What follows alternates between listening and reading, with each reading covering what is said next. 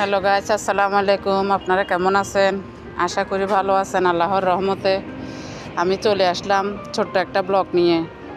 এই যে এটা হচ্ছে আমাদের ছাদ বাগানে লেবু গাছ। বৃষ্টির সময় মাশাআল্লাহ বৃষ্টির পানি পড়াতে, দেখেন বৃষ্টির পানি পড়াতে গাছগুলো অনেক সুন্দর হয়ে গেছে। এমনি আমরা যেরকমই চর্চা করি না কেন, কিন্তু বৃষ্টির পানিতে গাছগুলো অনেক সুন্দর হয় মাশাআল্লাহ। দেখেন এই যে কতগুলো লেবু আছে আল্লাহর রহমতে।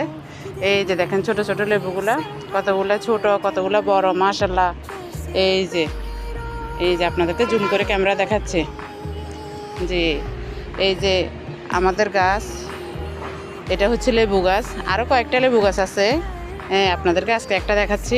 এই যে এগুলো ছোট ছোট লেবু, হ্যাঁ অন্য ভিডিওতে ওগুলো দেখাবো। আজকে প্রথম দিন একটা একটা করে দেখাচ্ছি। এটা দেখেন লেবু গাছের মধ্যে প্রতিদিন এই যে বিভিন্ন রকমের চা পাতা, তারপরে যে চা পাতার পানি, সবজির খোসা, এগুলা জৈব সার আমরা দিই আর কি এগুলোর মধ্যে। এই যে আবারও চলে আসলাম আরেকটা সুন্দর ফুল গাছের কাছে। দেখেন তো আমার কাছে তো ফুল গাছটা অনেক সুন্দর লাগে, আপনাদের কাছে কেমন লাগে? হ্যাঁ, এই গাছটার নাম আপনারা জানলে আমাকে কমেন্টে একটু বলিয়েন, আমি ঠিক মতো জানি না গাছটার নাম। দেখেন এই যে ফুলগুলা, এই যে সুন্দর না ফুলগুলা? এই যে এগুলো বৃষ্টির দিনে বেশিরভাগ অনেক সুন্দর করে ফুটে গাছের মধ্যে। এই যে ছাদের মধ্যে আপনাদেরকে আরেকটা জিনিস দেখাই।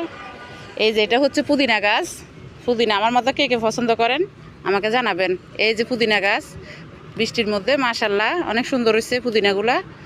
এগুলো রোজার মধ্যে আমাদের বেশিরভাগ খাওয়া হয় আর কি, এমনি তো কম খাওয়া হয়, তারপরও সবার পছন্দ আমাদের এটা, সবার বেশিরভাগ মানুষ এটা অনেক পছন্দ করে, এটা অনেকের পছন্দ হয়।